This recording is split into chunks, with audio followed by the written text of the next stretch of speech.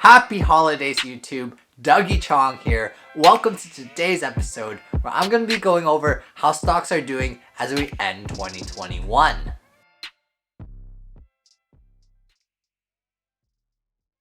Hope that everyone is having a good and most importantly safe holidays with the Omicron variant wrapping up. I personally had today off. Let me know in the comments below which days you had off. Some people had like the Thursday, Friday off, the Friday, Monday off, or even the Monday, Tuesday off. I don't think I've ever seen when Christmas was on a Saturday and Boxing Day was on the Sunday.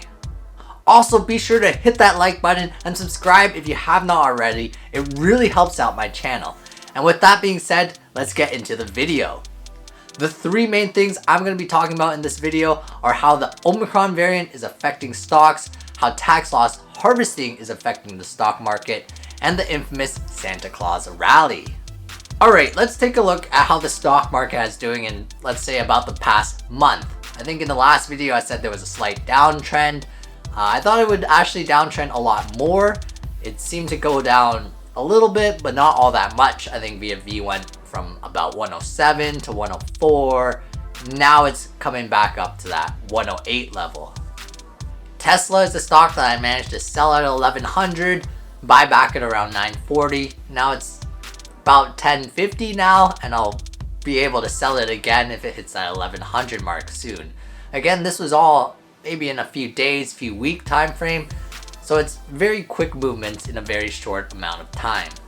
Again, the name of the game is swing trading. I'm not selling my entire position, maybe about 30%, just to take advantage of the volatile activity.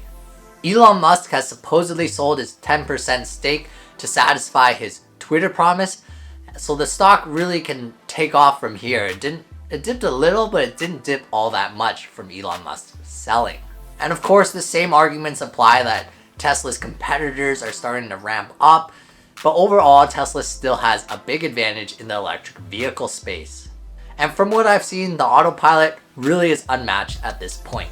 So as I mentioned earlier, the other stock I've really been looking at is VFV, which tracks the top 500 companies by market capitalization in the USA.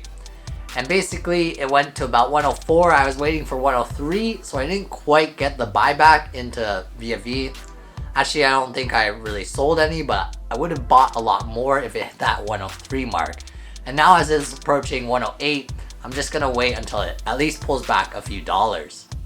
Now let's explore some of the reasons for the recent downtrend in the past month. Aside from being at extremely lofty levels to begin with, a major driving factor was tax loss harvesting. So what exactly is tax loss harvesting? Basically, at the end of the year, investors or even big institutions, they'll look at their portfolios, and basically if a stock is in a losing position, they don't really believe in it, or maybe they want to buy back it later, they can sell it in that lost position to offset some gains. Let's do an example for more clarity. Basically, let's say you had $1,000 in gains from Tesla stock, and then you have AMD, which is sitting at a position that is lower than when you bought it. Let's say about $200 in a loss position. You could either just kind of sit on that, or you can sell that AMD stock, realize that $200 loss, and then you only have to pay capital gains tax on $800. Of course, the major downside to this strategy is if AMD stock suddenly shot back up, you would no longer own the stock and you would miss out on those gains. The one main caveat with tax loss harvesting is that you cannot buy the stock back right away. I think you have to wait about 1 month, otherwise it's just called wash trading. It's not a real trade if you just sell it to realize the loss and then buy it back right away. And also, for the most part, it doesn't make sense to sell a stock and buy it back right away unless you're a day trader or you have that $0 commission fees, because you're basically eating anywhere from $5 to $10 on both transactions. Alright, so now let's look at what's causing this uptrend in just the last few days. One explanation could be the phenomenon known as the Santa Claus rally, which happens in the last few days of the year and into the first few days of the new year. Basically, historically, the market goes up in this period of time. Now you might be wondering, why would it go up if everyone is doing tax loss harvesting? Shouldn't that make the market go down? Well, one explanation might be that people have already done their due diligence, looked at the stocks in positions that they wanted to sell, and have already sold them. and then this causes a dip, and then everyone sees this dip and buys it back at the end of the year. Also, they might have already finished all their Christmas shopping, done everything they wanted for the end of the year, maybe looked at their budget, seen if they had any leftover money, and decided that that is when they wanted to put in stocks. Also, I think in the New Year's resolution, a lot of people are like, they want to get into it, get started investing, and that just drives a lot of interest into investing in the new year.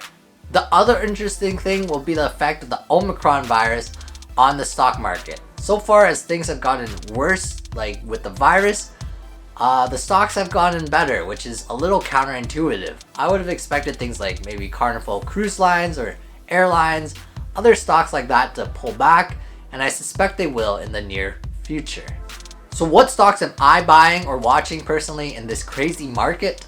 Probably just doing the swing trades I mentioned in the earlier video, Tesla, Hive, VFV, and definitely looking for a good entry point into VFV. A lot of the safe stocks, things like TD, Brookfield Assets, VFV, they're still at these really high levels that I'm not exactly comfortable entering.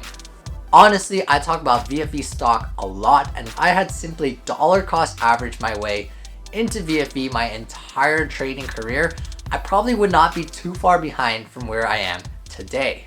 That is stocks wise. Cryptocurrencies has slightly skewed my portfolio, but basically VFV stock has performed very well, about 10% year over year, like clockwork. It's the top 500 companies in the USA, so it's a very stable ETF, and it's just so simple to get started, get investing.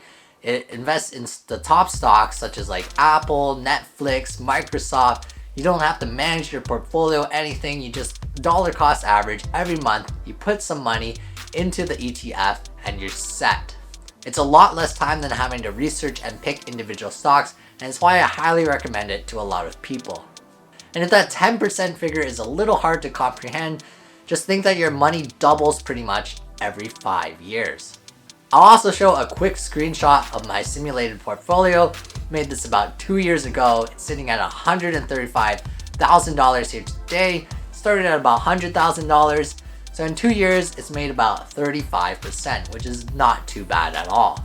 I haven't been making a lot of moves in this account, but it just shows that you don't really have to constantly be monitoring the stocks.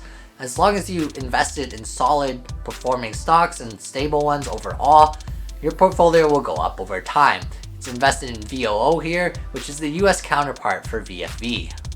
That's it for this video, guys. Thanks a lot for watching. Leave a like if this video helped you at all. Don't forget to subscribe if you have not already.